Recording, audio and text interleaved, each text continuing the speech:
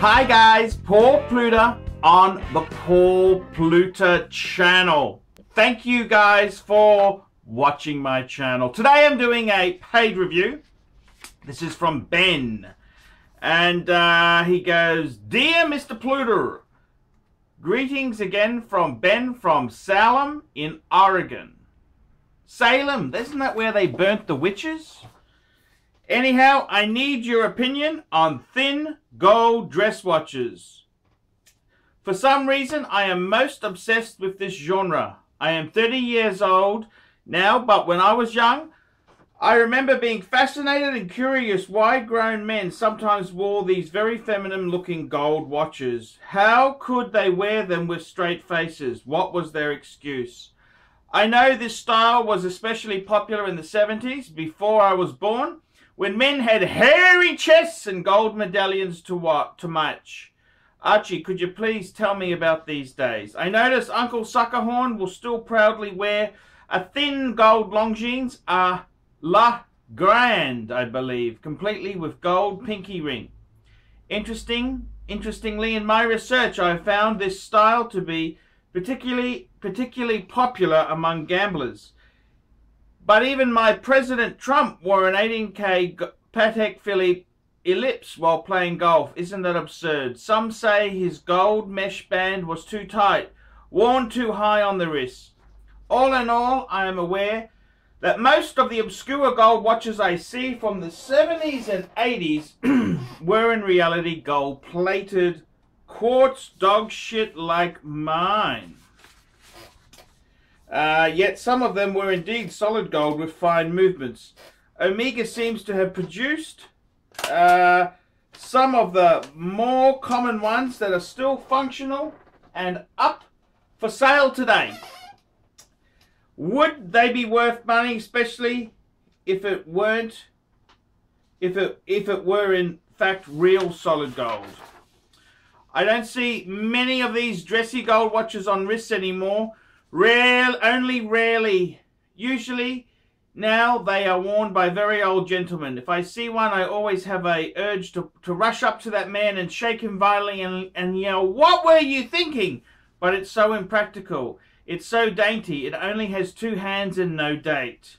But I digress. As you can see, I had to purchase one for myself so that I could have a piece of nostalgia. Mine happens to be a Movado shitter, but I like to pretend it's a Piaget. In the end, it's possible that deep down I may view watches much in the same way they did, as jewelry, nothing more than a little gold bling because, and why not? What do you think, Archie boy? Sincerely, Ben. Thank you so much for sending this email in to me. And I gotta tell you, let's have a look here and discuss these ultra-thin dress watches. And I have to tell you the truth, yes, I went through a phase where I really did like them. A couple of years ago, I had a Vacheron Constantine. Vacheron and Constantine, I should say. And it was from 1960. So these ultra-thin watches were essentially, they were sort of popular. Let's explain it in a historical context. Basically, mechanical watches take a certain amount of girth because you've got so many cogs and wheels. So the competition became, how do we make it as thin as possible?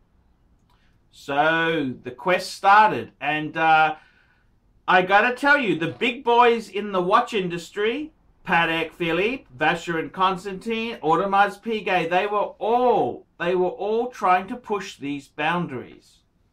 And I tell you now, Jaeger-LeCoultre actually supplied movements which were very, very thin. And the contest was on to make the thinnest, the most elegant type of watch. And this was a huge thing. It's quite interesting because before this time here, it was really, let's have a little bit of a look at the history there of horology.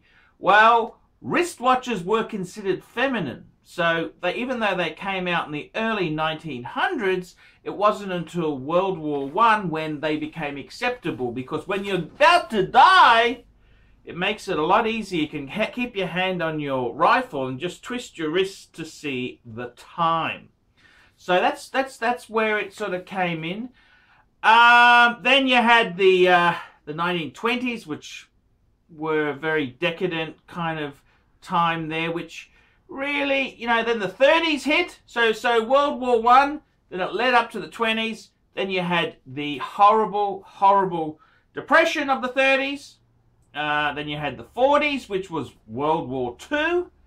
So after this period of time here, this is when the ultra-thin dress watches, 1950s, 1960s, this is when that was the aim, to make them as thin as possible. And if you do a bit of a search around for on eBay or Chrono24 and look at 1950s, 60s, 70s even dress watches, you could see the quest to be thin and small. A lot of them were 30, 31, 32, 33, 34 mils. Very small by modern standards. Now my own, I had a Vacheron Constantin.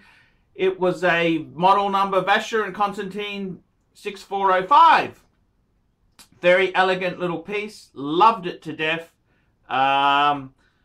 Really, really cool. And it had to be worn with a very, very thin leather strap. Very important to finish that off there.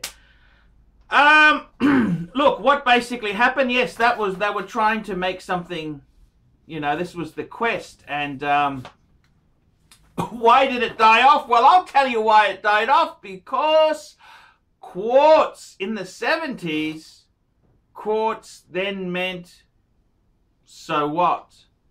So what? That's exactly what happened. Quartz is the reason the fashions really changed there. So if quartz could do it, it was no longer a hard trick to perform. It was no longer the smoke and mirrors that it was. So that is why, that is why it sort of died off there, because of these horrid quartz thin watches. And as they say, the rest is history. Wristwatches in the 80s, quartz still relatively small. Then they started to grow as sports watches became popular. Then the size started to grow, and then Panerai, Rolex, you know, these watches which were big tool watches suddenly became, people started to copy them. So taste changed. So look, I think you got to think of Mad Men. That's right, Mad Men. The elegant, see, people were a lot thinner in the 50s and 60s. There was a shortage of food after World War II.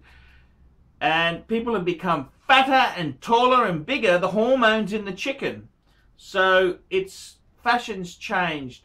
Those elegant thin dress watches, they are beautiful things. It's quite an amazing thing there. Now, you're saying in your email here, you're saying you're 30 years old.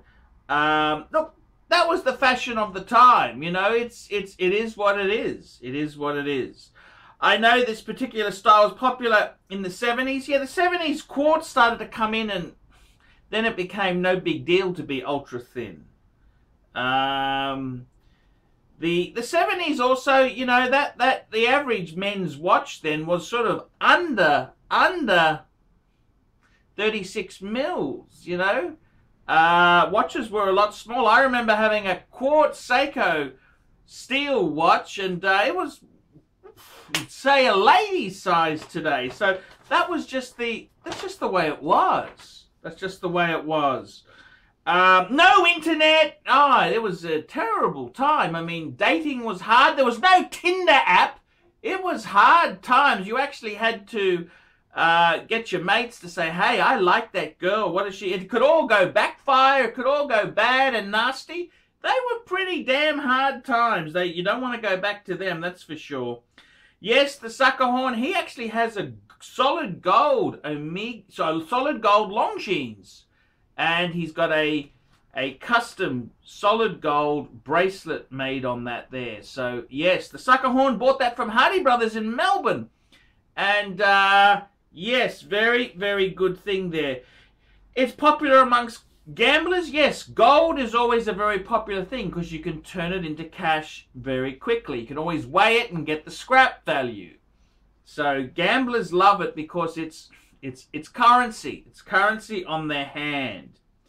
The Trumpster, look, wearing an 18K Patek Ellipse while playing golf, that's a terrible idea because it's a manual wind, delicate movement. Oh, you shouldn't wear any watch. The only watch you could really get away with is maybe a Richard Mille with the special shock absorbers, but I'd take them all off. I would be wearing a shitter if you're playing golf because continually hitting the ball is asking for trouble, let me tell you that. And a lot of these golfing tournaments, they don't actually wear the watches when they're golfing because it's a lot of stress on the watch itself there. Yes, a lot of them are gold plating. That's a very 70s nasty thing. Yes, you are right there. Look, I've owned a few. They're not that valuable because they are just too small. If my auntie had balls, she'd be my uncle. You know, that kind of logic there. Are they worth much? Look, obviously the prestige brands, Vacheron, Patek, Audemars Piguet, they're a bit of a premium, but they're relatively bargains. They were quite expensive watches in their day, so no, they haven't really, they are an absolute bargain. I had a Vacheron, as I said, the 6405. I bought that from European Watch Gallery, Shonny, and it was low twos. I got it serviced and polished, really nice, tasteful strap put on, and I sold it a few years later. It was gorgeous, tasteful watch. I think it's a beautiful thing. I'm kind of sad it's gone. I sold it for high fours. High fours is what I sold it for. So, hey, I made a profit. Can't go wrong with that. But, yes, it is very, very small. Look, there are bargains there. I had an Audemars Piguet, which had a kind of... The problem is with a lot of these ultra-thin watches, they've got very limited waterproofing. And... You know how that doesn't end well when you don't have good waterproofing. It doesn't end well, and the dials get damaged, and it just ugh. And because they're ultra thin, the movements, the parts and that in them they're a little bit on the delicate side. So after 50 years of service and not properly being serviced, and they can get a little bit funny. So in all honesty there, what do I think of them? I think, classic, gorgeous, thin dress watch is beautiful. I had a 33mm Patek in the, it was a 90s piece. It was a 3919. That was a 33mm watch. I mean, that's sort of a carry-on from that size there. The Audemars Piguet, I think, was 31 or 32 mils. It was even smaller. They're not worth a lot of money.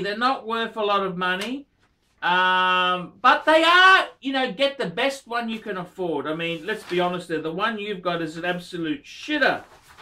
Gold-plated Movado. Fool, that's awful. That is foul. Look, they were cool. That was the trend at the time, It's like you look at cars, 60s, they had that real thin Bakelite steering wheel. That was the coolness. Now you have a nice leather or wooden wheel, And that is how things change. So what do I think of ultra-thin dress watches? I think that boat has sailed. I don't think they'll ever really be that valuable or collectible. People have gotten fat. And the hormones in the chicken, they're not they're not really, you can't really, they're not feminine, they're masculine, they're for men, they're not for women. Look, if you've got one as an heirloom, they're a great piece, a dress watch, you know. But I honestly, the hobby is such, I think nowadays, anyone who wears any watch whatsoever, it is a dress watch. Because the iPhone, the 90s are over. I mean, I'd like to go back, sure, I would love to go back. But I'm just sorry, they're over.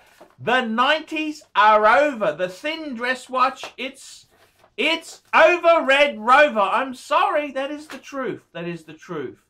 I think, you know, realistically, men's dress watch, I would think 36 mil as the absolute smallest. 37's better.